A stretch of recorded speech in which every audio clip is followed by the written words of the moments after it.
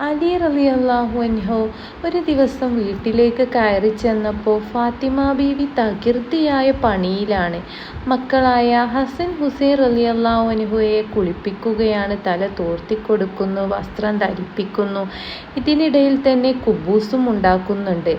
ചെറിയ മക്കളുള്ള എല്ലാ ഉമ്മമാരുടെയും അവസ്ഥ ഇതുതന്നെയാണ് അല്ലേ? പക്ഷെ അലി റളിയല്ലാഹു അൻഹുവയെ കണ്ടുവെങ്കിലും കണ്ട ഭാവം നടിച്ചില്ല. അല്ലെങ്കിൽ ഒന്ന് കാണുമ്പോഴേക്കും സ്നേഹം കൊണ്ട് പൊതിയുന്നതാണ്. ഇന്ന് എന്തു പറ്റിയെന്നാവും? ഇങ്ങനെയൊക്കെ ചിന്തിച്ച് അലി റളിയല്ലാഹു അൻഹു ചോദിച്ചു, "ഓ ഫാത്തിമ, എന്നെ കണ്ടിട്ടും ഇതുവരെ മിണ്ടാതിരുന്നതെന്തേ? ആദ്യമായിട്ടാണല്ലോ ഇങ്ങനെ?" കേട്ടയുടനെ ഫാത്തിമ ബീവി റളിയല്ലാഹു അൻഹു ഇങ്ങനെ പറഞ്ഞു, "ഞാനൊരു വിരുന്നു പോവാൻ ഉദ്ദേശിക്കുന്നുണ്ട്. മക്കളെയും നിങ്ങളെയും തൽക്കാലം കൂട്ടാൻ പറ്റുകയില്ല. പോകുന്നതൊക്കെ കൊള്ളാം." എപ്പോഴാ മടക്കം? ദേഷ്യം പിടിക്കാതെ തന്നെ അലി റളിയല്ലാഹു അൻഹു ഫാത്തിമ ബീവിയോട് ചോദിച്ചു.